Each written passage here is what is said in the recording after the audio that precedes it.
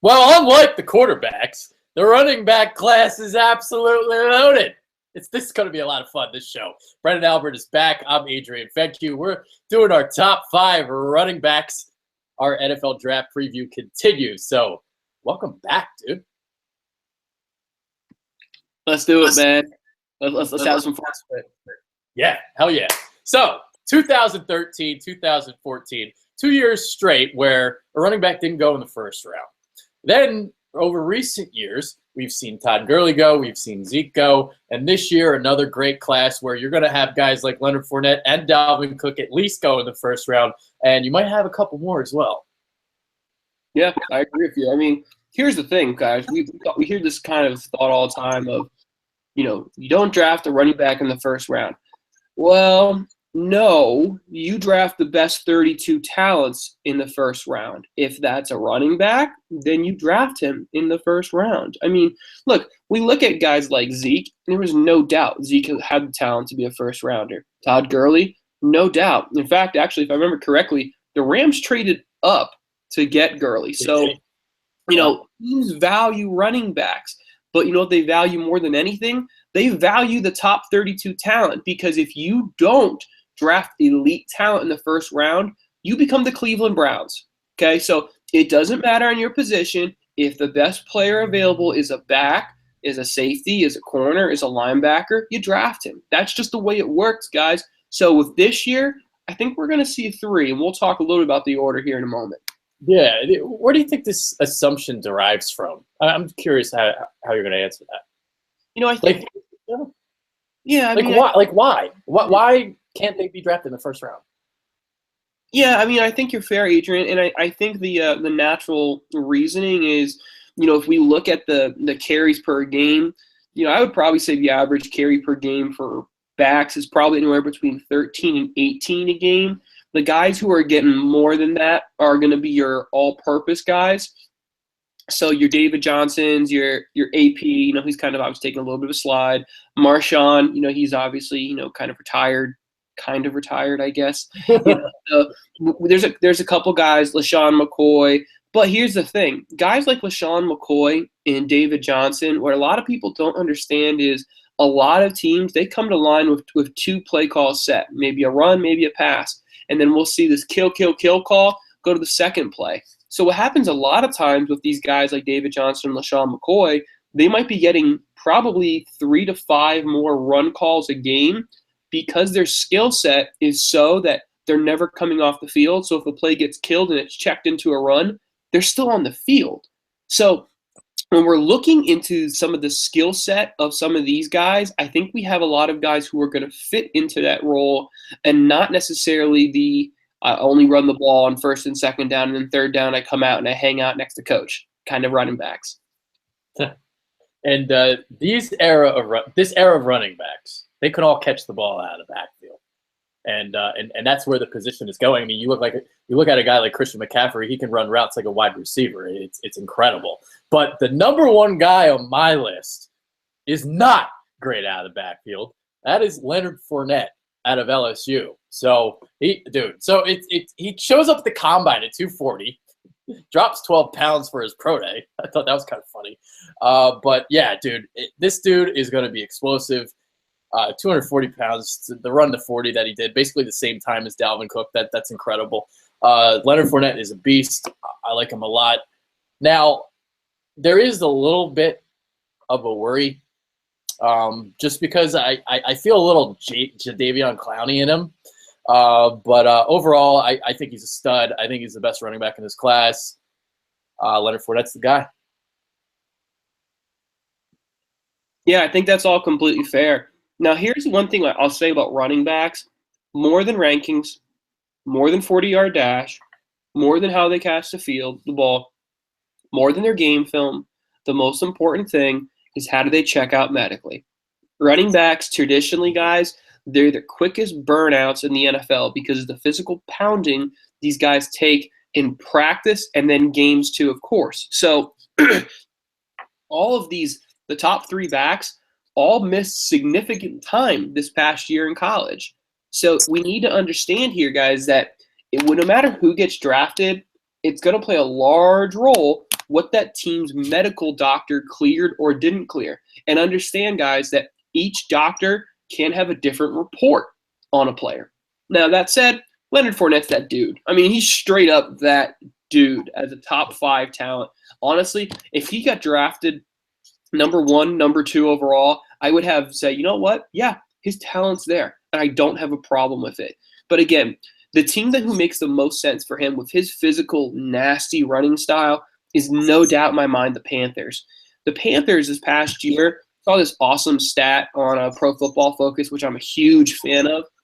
80% of the Panthers' run game was either power, ISO, or inside zone. This is what Leonard Fournette wants to do. He wants to get inside, and he wants to get nasty and physical with you. So he is that dude. You know, the things that I guess you could say are a issue for him is maybe he's not a great receiver. Okay, but watch everything else he do. He's an exceptional player.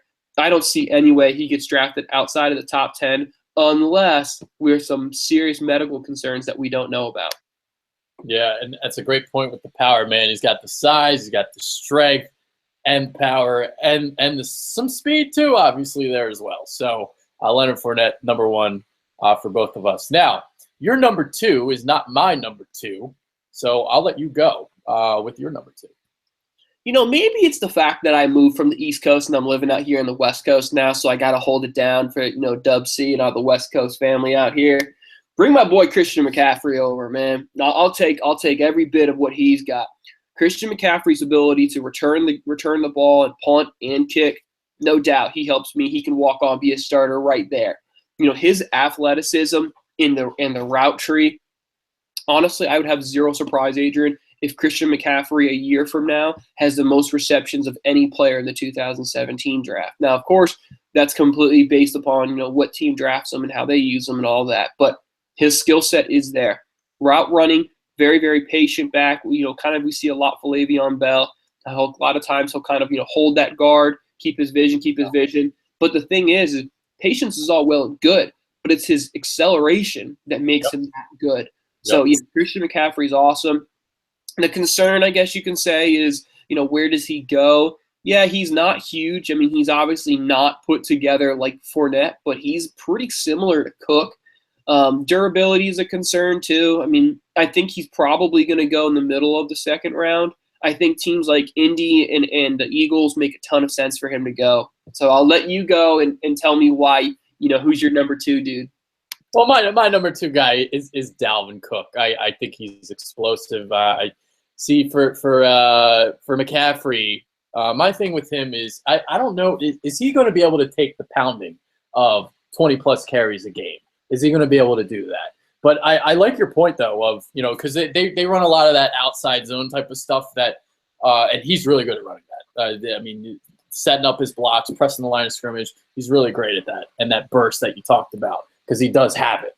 But there's also times where I like when they're in power sets, I formation, single back, and he's running between the tackles, he's not getting much, and I'm a little bit concerned about that.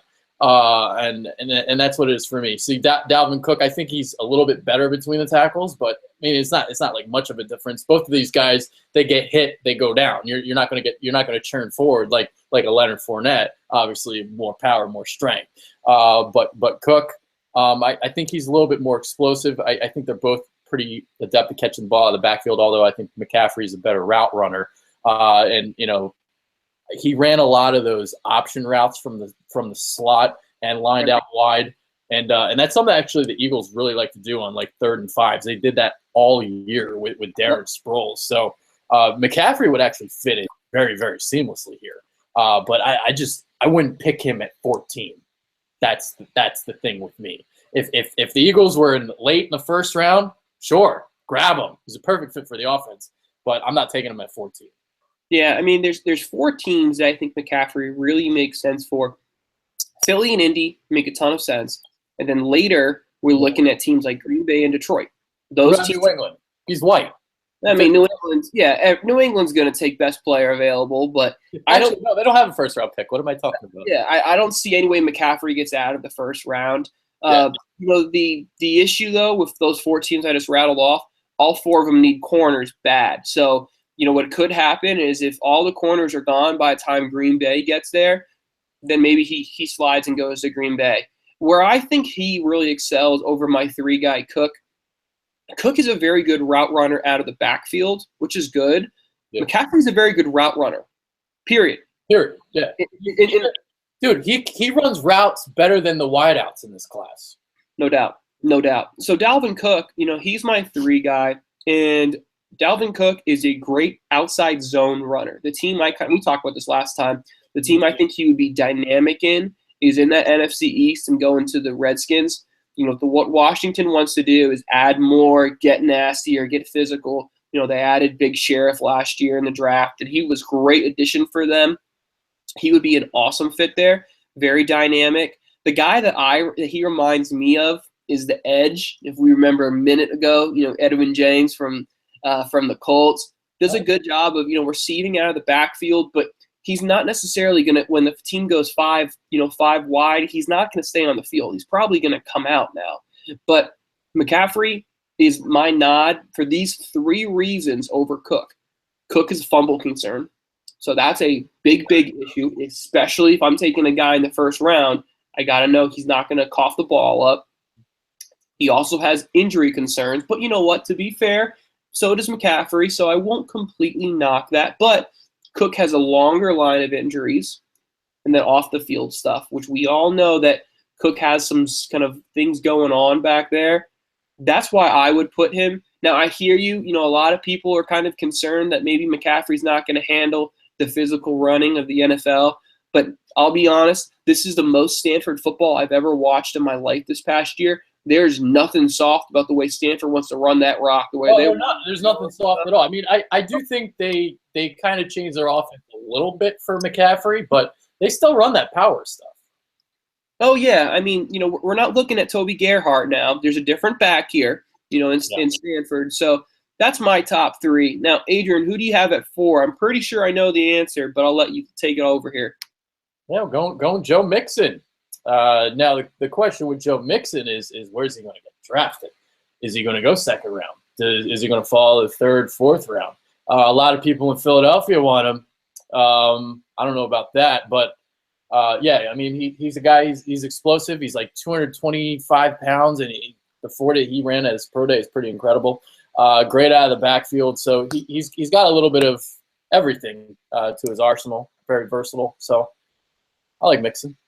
Yeah, Joe Mixon is a dude. I mean, he's kind of the closest hybrid we have between Cook and Fournette in this draft, because the physicality, the way he runs is closer to Fournette. He's not necessarily going to make you miss in space, but he's still very, very dynamic out of the backfield with the ball. Pretty good receiver out of the backfield. Reminds me a lot of what Jordan Howard did this past year for the Bears. One of those guys where when he also a really good comparison. People started to say, you know what? He's actually more athletic than we thought. He's not this big power bruiser that Jordan Howard was. Joe Mixon is very, very athletic. Now, the thing is his talent's probably first, second round guy. I think he'll end up getting drafted in the second round. And I think there's just going to be a lot of teams who are going to see him in the second round and start to think, you know what? First round is where the guaranteed money is. Second round's not guaranteed money. So we're okay with taking him because we have a little leverage on him. I think teams like Oakland, they're willing to kind of say, you know what, maybe there's a little off the field concerns, but we're a running back away from being a Super Bowl team. I think he'd be a good fit there. The one thing, and we'd be just not doing our jobs if we didn't at least have some small conversation here, Adrian, about the off the field stuff with him. And I spoke with a friend of mine, and her name's Gina Amorosa. She's a professional counselor, and she specializes in domestic violence and sexual assault. And I said, Gina, walk me through this. If you have a family you're working with domestic violence, what's kind of the mindset? And she gave me some really startling information I didn't know, but she said that a young man is 3 to 4 times more likely to commit domestic violence if he has seen it as a child. And currently, that affects 15 million in America today. So I don't want to say I know what went on in Joe Mixon's life, but violence, domestic violence, this is really is a learned behavior.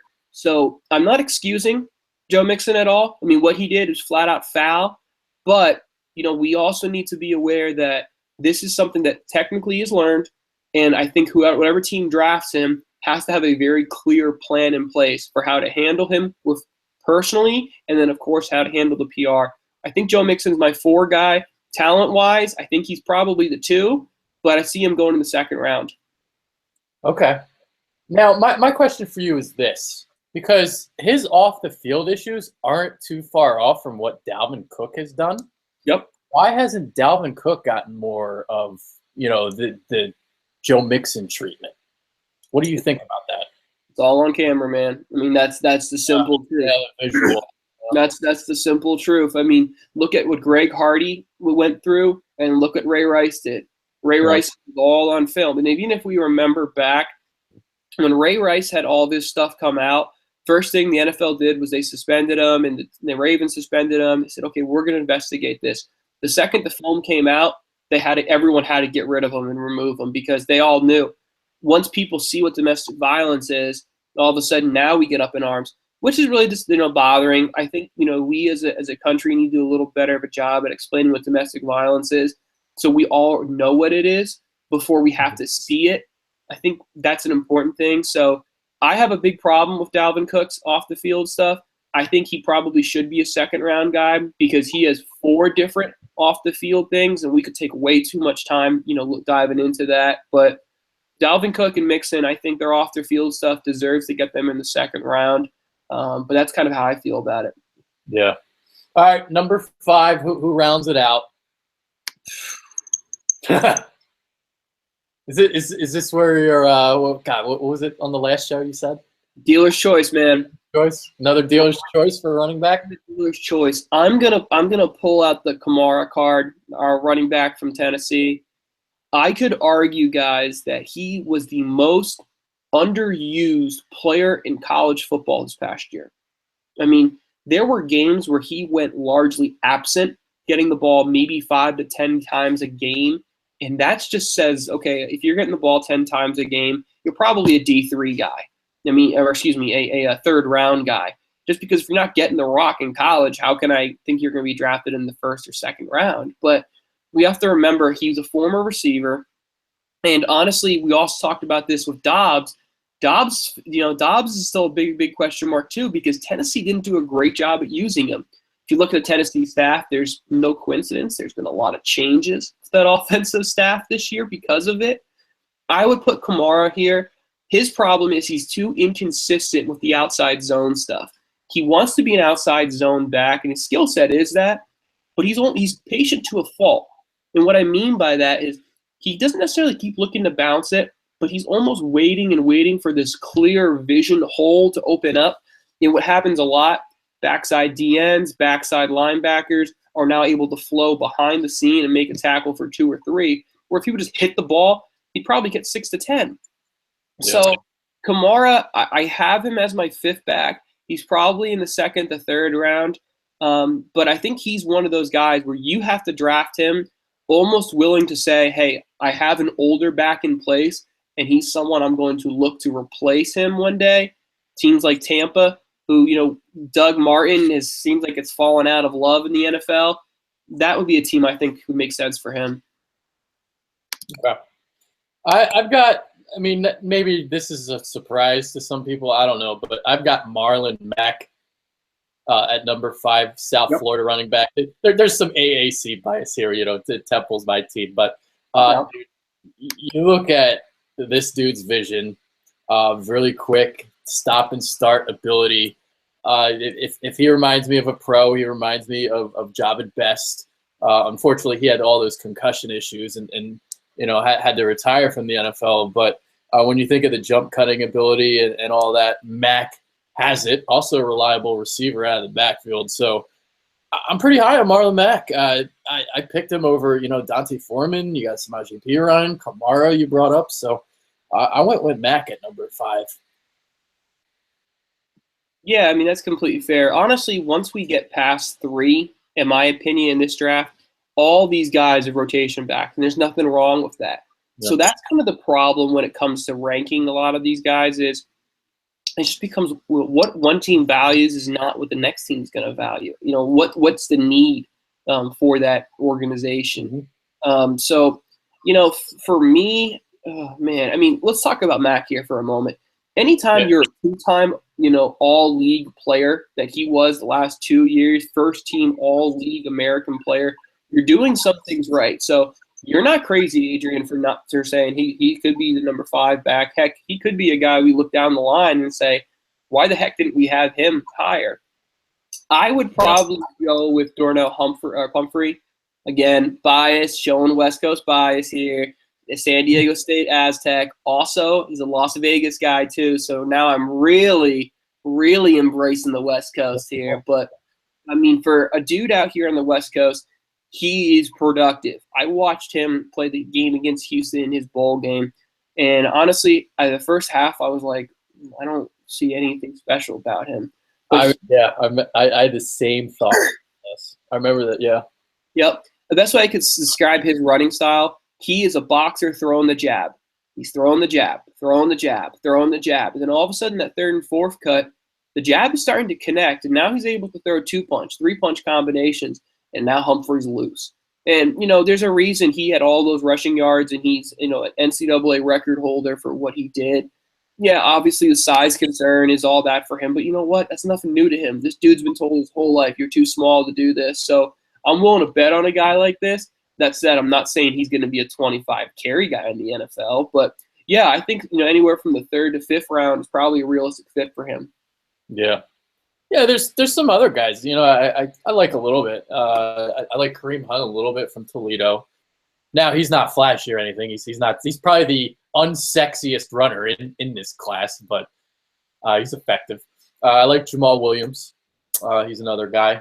You brought up Brian Hill pre-show. I like him as well, the kid from Wyoming. Who else we got? Anyone else you like? The guy James Conner maybe too. James Conner. I mean, he's an awesome story, and I kind of wish him nothing but the best. James Conner, honestly, and this is just the way his system fits. He was going to walk into New England and replace the LeGarrette Blount role. I mean, there's zero doubt in my mind if he's there and the Patriots say, "Hey, we're looking for a back," it makes perfect sense for them. Mm-hmm. The kind of guy I'll throw as my sleeper, we'll call him, Tarik Cohen from North Carolina A&T. Okay, mm-hmm. Most people are like, okay, who the heck is this dude? Okay, who's this guy? Yeah. Well, his nickname is the Human Joystick, so that's pretty freaking cool. If your nickname's the Human Joystick, watch him. Dante Hall. Exactly right. Throw his stuff on YouTube. I mean, his return game is through the roof. His explosiveness. I mean, we saw a guy like Tyreek Hill make money for himself because Tyreek is dynamic in the return game, speed sweep, bubble, etc. I think this is going to be kind of a similar role that he could grow into here. He's going to be my sleeper, but again, you got to go somewhere where you have a very creative offensive coordinator, like we know Andy Reid was. So, if Tarik goes to an offensive coordinator who's creative, like a Bruce Arians or some other guys like that, he could be a dude to look out for in a year or two from here. Okay. All right. So that's about it. I don't got any more names throw out there. Maybe Joe Williams from Utah. I like him just a little bit. But, again, it's like these guys aren't going to be starters. They're rotational guys. Yep. No doubt. I mean, all these guys here, we're all rotational. So,